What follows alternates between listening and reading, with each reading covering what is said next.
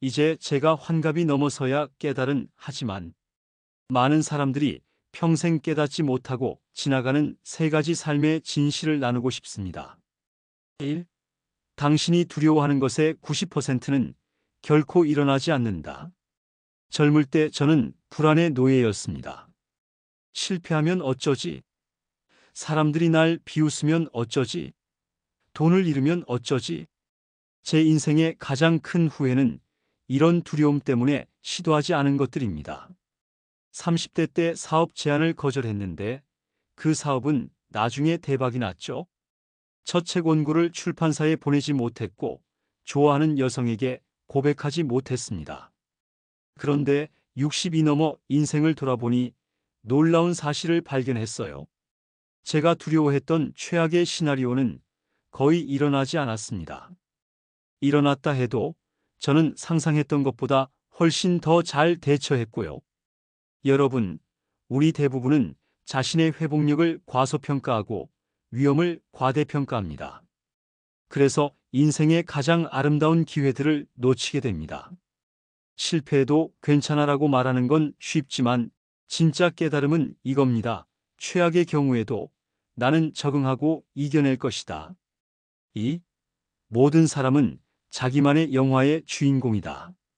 젊을 때는 다른 사람들이 나를 어떻게 판단할까 두려워했습니다. 특히 실수하거나 망신당하는 것을 극도로 두려워했어요. 그런데 비밀을 하나 알려드릴게요. 사람들은 여러분이 생각하는 것만큼 여러분에게 신경 쓰지 않습니다. 모두가 자신의 인생 영화의 주인공이거든요. 제가 직장에서 큰 실수를 했을 때 몇 주간 잠도 못 자며 괴로워했습니다. 하지만 20년이 지난 지금 그 사건을 기억하는 사람은 저밖에 없더군요. 이 깨달음은 제게 엄청난 자유를 주었습니다. 다른 사람들의 시선에서 자유로워지니 비로소 제 자신답게 살 수 있었어요. 당신이 얼마나 많은 관심을 다른 사람에게 주는지 생각해 보세요. 그게 다른 사람들이 당신에게 주는 관심의 양입니다. 3. 행복은 나중에 오는 것이 아니다. 승진하면 행복해질 거야. 아이들이 대학 가면 행복해질 거야. 은퇴하면 드디어 행복해질 거야. 이것이 제가 평생 믿어온 거짓말입니다. 항상 행복은 저 너머에 있다고 생각했어요. 그런데 암 진단을 받고 나서야 깨달았습니다. 행복은 미래의 사건이 아니라 현재의 선택입니다. 병실에 누워 생각했어요. 내가 지금 이 순간을 즐기지 못한다면 언제 즐길 수 있을까? 여러분, 인간의 뇌는 쾌락 적응이라는 메커니즘 때문에 어떤 성취나 소유에서 오는 행복감에 빠르게 적응합니다. 그래서 승진, 결혼, 집 구매 같은 큰 사건들은 예상보다 훨씬 짧은 행복을 줍니다. 진정한 행복은 특정 목표 달성이 아니라 지금 이 순간 속에서 의미와 감사를 찾는 능력에 있습니다. 행복은 여정이지 목적지가 아닙니다. 안녕하세요, 여러분. 오늘도 하루를 잘 보내고 계신가요? 저는 인생 후반전을 달리고 있는 60대 중반의 현명한 이웃입니다. 여러분, 제가 오늘 이 사연을 보내는 이유는 제 인생에서 너무 늦게 깨달은 것들이 있기 때문입니다. 지금 여러분에게 이 이야기가 그 어떤 것보다 더 값진 선물이 되길 바라는 마음으로 이 사연을 씁니다. 돌이켜보면 우리가 평생 복잡하게 생각하는 것들이 사실은 아주 단순한 진리 안에 있더라고요. 오늘 제가 60을 넘어 비로소 깨달은 하지만 많은 사람들이 평생 놓치고 사는 인생의 핵심 비밀 3가지를 나누고 싶습니다. 제1의 지혜 관계의 부자가 되라. 첫 번째 이야기는 관계의 부에 관한 것입니다. 얼마 전 제 오랜 친구의 부고 소식을 들었습니다. 그는 성공한 사업가였어요. 건물 3채에 수십억의 자산. 하지만 그의 장례식장엔 사람이 거의 없었습니다. 아내와는 10년 전 이혼했고 자녀들과는 연락이 끊겼다고 해요. 이것이 재정적 부자와 관계의 부자의 차이입니다. 제 또 다른 친구는 교사로 평생을 보냈어요. 특별한 재산은 없지만 그의 환갑잔치에는 200명이 넘는 사람들이 모였습니다. 30년 동안 가르쳤던 제자들, 평생 함께한 친구들, 이웃들. 그가 웃을 때마다 방 안의 모든 사람들이 함께 웃었습니다. 여러분, 이것이 진짜 부입니다. 내가 아플 때 손을 잡아주는 사람, 내 이야기에 귀 기울여주는 사람, 나를 진심으로 걱정해주는 사람이 있다는 것. 제가 암 투병을 할 때 깨달았어요. 은행 잔고는 나를 위로해주지 않았지만 매일 병실에 찾아와 손잡아주던 친구들은 제게 살아갈 힘을 주었습니다. 제 경험에서 드리는 조언. 1. 디지털 단식 시간을 가지세요. 저는 매일 저녁 7시부터 휴대폰을 거실 서랍에 넣고 가족과 대화합니다. 처음엔 어색했지만 이제는 하루 중 가장 소중한 시간이 되었어요. 2. 누군가의 이야기를 진짜로 들어주세요. 대부분의 대화에서 우리는 상대의 말을 듣는 척하며 다음 할 말을 생각합니다. 하지만 진짜로 듣는 것은 마법 같은 힘이 있어요. 이번 주 누군가의 이야기를 온전히 들어주세요. 그것이 관계를 변화시키는 첫걸음입니다. 3. 용기 내어 화해하세요. 제 동생과 저는 아버지 유산 문제로 7년간 말을 하지 않았어요. 그러다 제가 암 진단을 받고 용기를 내어 먼저 연락했습니다. 우리가 잃어버린 7년의 시간은 어떤 유산보다 값졌다는 걸 이제야 알았습니다. 어떤 관계도 완벽할 수 없어요. 하지만 완벽한 관계를 찾는 것보다 불완전한 관계를 소중히 여기는 법을 배우는 게 더 중요합니다. 제2의 지혜 경험을 소유하라. 물건이 아니라. 두 번째 이야기는 진짜 부에 관한 것입니다. 저는 평생 더 좋은 것을 사는데 집착했습니다. 더 고급 차, 더 넓은 집, 더 비싼 시계. 그런데 이상하게도 새 물건의 기쁨은 몇 주 지나면 사라졌어요. 심리학자들은 이를 쾌락 적응이라고 부른다더군요. 작년에 제 인생을 바꾼 일이 있었습니다. 오랫동안 모아둔 돈으로 벤츠를 살까 고민하다가 과감히 결정을 바꿔 그 돈으로 손녀와 함께 한 달간 유럽 여행을 떠났어요. 그 여행에서 손녀가 처음으로 알프스 산을 보며 눈물 흘리던 순간, 베니스 골목에서 길을 잃고 웃음 폭탄을 터뜨리던 순간, 이런 기억들은 어떤 차보다도 값진 것이었습니다. 집에 돌아와 앨범을 보며 우리는 또 웃고 울었고 경험은 계속해서 행복을 주고 있습니다. 반면 새 차의 기쁨은 대개 첫 스크래치가 생길 때까지만 지속되죠. 제 경험에서 드리는 조언. 1. 추억 저축 통장을 만드세요. 저는 매달 수입의 10%를 추억 통장에 저축합니다. 이 돈은 오직 경험을 위해서만 사용해요. 박물관 방문, 요리 클래스, 가족 여행. 물건은 가치가 떨어지지만 경험은 시간이 지날수록 더 소중해집니다. 2. 소비 전에 자문하세요. 무언가를 사기 전에. 이것이 5년 후에도 나에게 의미가 있을까? 라고 스스로에게 물어보세요. 대부분의 물건은 그렇지 않습니다. 3. 주간 새로운 경험 시간을 가지세요. 매주 토요일 아침 저희 부부는 새로운 경험을 하기로 약속했어요. 새로운 동네 산책, 처음 가보는 카페, 처음 도전하는 요리. 이 작은 모험들이 우리 인생을 풍요롭게 만듭니다. 최고의 사치는 비싼 물건이 아니라 자유와 의미 있는 경험입니다. 돈으로 시간을 살 수는 없지만 시간을 어떻게 쓸지는 선택할 수 있어요. 제3의 지혜 건강은 빌릴 수 없다. 세 번째 이야기는 제게 가장 아픈 교훈입니다. 나중에 건강해지면 돼. 이 말이 제 인생의 가장 큰 거짓말이었습니다. 직장에서 승진하기 위해, 더 많은 돈을 벌기 위해 저는 건강을 담보로 잡혔습니다. 6시간 수면, 끊임없는 야근, 스트레스 해소를 위한 과음과 흡연. 50대까지 별 문제 없이 버텼지만 55세에 갑자기 심장마비가 왔고 이어서 대장암 선고를 받았습니다. 병상에 누워 생각했습니다. 내가 그토록 쫓아다니던 성공이 무엇이었나? 건강을 잃으면 모든 것을 잃는다는 말이 있죠. 그것은 진리입니다. 아픈 몸으로는 그 어떤 성취도, 부도, 관계도 제대로 즐길 수 없으니까요. 다행히 저는 두 번째 기회를 얻었습니다.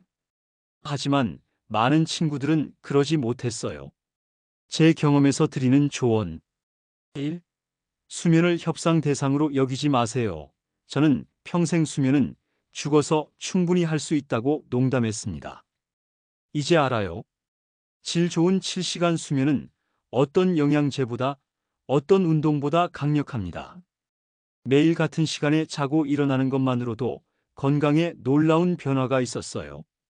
2. 스트레스의 신호를 무시하지 마세요. 저는 가슴 통증, 소화불량, 불면증을 모두 일 때문에 그럴 거야라고 넘겼습니다. 몸이 보내는 경고 신호를 3번 이상 느끼면 반드시 전문가를 찾으세요.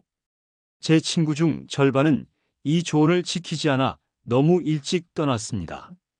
3. 예방이 치료보다 100배 쉽습니다. 암 치료 중 깨달았어요. 하루 30분 걷기, 채소 많이 먹기, 술 줄이기만 했어도 이런 고통은 피할 수 있었을 거라고요. 지금 당장 할 수 있는 가장 작은 건강 습관을 시작하세요. 건강한 사람은 소원이 1000개지만 아픈 사람은 소원이 하나입니다. 바로 건강해지는 것. 오늘 내 건강을 위한 투자가 내일의 나를 결정합니다. 특별한 인생 조언 50대 이후를 위한 실전 지혜. 마지막으로 특별히 50대를 넘은 분들 또는 미리 준비하고 싶은 분들을 위한 이야기를 나눌게요. 1. 당신의 천재성을 찾아라. 제 친구는 30여 년간 시청에서 평범한 공무원으로 일했습니다. 정년 퇴직 후 그는 우울증에 빠졌어요. 목적을 잃었다고 느꼈거든요. 어느 날 그가 취미로 만든 목공예 작품을 보고 깜짝 놀랐습니다. 손재주가 정말 놀라웠어요. 지금 그는 동네 아이들에게 무료로 목공을 가르치며 주문 제작도 받고 있습니다. 눈빛이 완전히 달라졌어요. 우리 모두에게는 재능이 있습니다. 그것이 요리일 수도, 글쓰기일 수도, 상담일 수도 있어요. 사회는 이런 재능을 취미라고 부르며 과소평가하지만 사실 이것이 우리의 천재성입니다. 은퇴 후 자신의 천재성을 발견한 사람은 은퇴 우울증을 겪지 않아요. 그들은 마치 인생의 두 번째 막이 시작된 것처럼 활기차게 살아갑니다. 2. 작은 행복의 기술을 배우라. 젊을 때는 큰 성취, 큰 행복만 쫓습니다. 하지만 인생 후반전의 비밀은 작은 행복에 있어요. 저는 매일 아침 5시에 일어나 베란다에서 커피 한 잔을 마십니다. 그리고 새들이 지저귀는 소리를 들어요. 이 30분이 제 하루에서 가장 행복한 시간입니다. 큰 성취는 인생에 몇 번 없을지 모르지만 작은 행복은 매일 수십 번씩 찾을 수 있어요. 일출과 일몰, 맛있는 음식 한 입, 좋아하는 음악, 반려동물의 애정 어린 눈빛. 이런 순간들을 의식적으로 즐기는 법을 배우면 인생이 풍요로워집니다. 3. 우아하게 늙어가는 법을 배우라. 우리는 모두 늙어갑니다. 그것은 저항할 수 없는 진실이에요. 하지만 어떻게 늙어갈지는 우리의 선택입니다. 제 엄마는 93세에도 매일 시를 암송하고 새로운 요리법을 배우고 주변 사람들에게 관심을 보였습니다. 반면 같은 나이의 이웃 할머니는 자신의 병과 과거에만 집착했어요. 세월은 모두에게 공평하게 흐르지만 정신적 나이는 우리의 태도에 따라 달라집니다. 새로운 것을 배우는 두려움을 버리고 세상에 대한 호기심을 잃지 않는 것이 우아하게 늙어가는 비결입니다. 죽어도 깨닫지 못하는 세 가지 인생의 진실. 1. 시간은 균등하게 흐르지 않는다. 젊을 때는 1년이 매우 길게 느껴지지만 나이가 들수록 시간이 빠르게 흐르는 것처럼 느껴집니다. 이는 심리적 착각이 아니라 과학적 사실입니다. 심리학자들에 따르면 우리의 뇌는 새로운 경험과 정보를 처리할 때 시간이 더 천천히 흐르는 것처럼 인식합니다. 어린 시절 모든 것이 새롭기 때문에 시간이 천천히 흐르는 것처럼 느껴지는 것입니다. 시간을 늦추는 방법. 의도적으로 새로운 경험을 찾아라. 일상에 작은 변화를 만들어라. 깊은 몰입의 시간을 가져라. 2. 행복은 목적지가 아니라 여정이다. 많은 사람들이 이것만 이루면 행복해질 거야라는 생각에 평생을 보냅니다. 하지만 인간의 뇌는 쾌락 적응이라는 메커니즘 때문에 어떤 성취나 소유에서 오는 행복감에 빠르게 적응합니다. 진정한 행복은 특정 목표의 달성이 아니라 매일의 작은 기쁨, 감사, 성장, 기여에서 옵니다. 실천 방법. 매일 감사일기를 쓰세요. 소소한 일상의 기쁨에 집중하세요. 다른 사람에게 도움이 되는 일에 참여하세요. 3. 삶의 의미는 창조되는 것이다. 많은 사람들이 인생의 의미를 발견하려고 합니다. 마치 어딘가에 숨겨진 보물처럼요. 하지만 심리학자 빅터 프랭클이 말했듯이 인생의 의미는 발견되는 것이 아니라 창조되는 것입니다. 우리는 선택과 책임을 통해 우리만의 의미를 만들어갑니다. 같은 상황이라도 어떤 의미를 부여하느냐에 따라 완전히 다른 삶이 펼쳐집니다. 실천 방법. 자신만의 인생 미션 선언문을 작성하세요. 매일 저녁 오늘 내가 창조한 의미는 무엇인가? 를 스스로에게 물어보세요. 역경을 성장의 기회로 재해석하는 습관을 기르세요. 삶을 변화시키는 5가지 매일의 질문. 마지막으로 제 인생을 완전히 바꾼 5가지 질문을 나누고 싶습니다. 매일 밤 잠들기 전에 저는 일기장에 이 질문들에 대한 답을 적습니다. 처음에는 억지로 했지만 이제는 가장 소중한 습관이 되었어요. 여러분도 이 질문들을 통해 더 의식적인 삶을 살아갈 수 있을 거예요. 1. 오늘 내가 누군가에게 베푼 친절은 무엇인가? 아무리 작은 것이라도 괜찮습니다. 미소, 따뜻한 말 한마디, 문 잡아주기. 2. 오늘 내가 느낀 감사함은 무엇인가? 매일 최소 3가지를 찾아보세요. 처음엔 어렵지만 점점 더 많은 것들이 보입니다. 3. 오늘 내가 배운 것은 무엇인가? 60이 넘어서도 매일 새로운 것을 배우려고 노력합니다. 뇌를 젊게 유지하는 비결이죠. 4. 내일 더 나은 하루를 위해 할 수 있는 작은 일은 무엇인가? 변화는 큰 결심이 아니라 작은 실천에서 시작됩니다. 5. 오늘 내 마음이 가장 평화로웠던 순간은 언제였나? 그 순간을 인식하고 더 자주 만들어내는 방법을 찾아보세요. 가장 강력한 질문은 왜가 아니라 어떻게입니다. 왜 이런 일이 나에게 일어났지? 가 아니라 이 상황에서 어떻게 성장할 수 있을까? 이제 마무리할 시간이네요. 60여 년의 인생을 살아보니 진정한 부자는 통장 잔고가 많은 사람이 아닙니다. 진정한 부자는 자신을 사랑하는 사람들에게 둘러싸인 사람, 자신의 몸과 마음이 건강한 사람, 매일의 작은 기쁨을 발견할 수 있는 사람, 두려움보다 호기심이 더 큰 사람, 더 가지려 하기보다 더 베풀 줄 아는 사람. 이런 분은 어떤 경제 위기나 재난에도 흔들리지 않는 진정한 부입니다. 여러분, 오늘 이 이야기가 여러분 인생의 작은 전환점이 되길 바랍니다. 돈으로는 살 수 없는 이 지혜가 여러분의 삶을 더 풍요롭게 만들길 바랍니다. 인생은 짧지만 넓게 살 수 있습니다. 영원히 살 것처럼 꿈꾸고 오늘이 마지막인 것처럼 사랑하세요.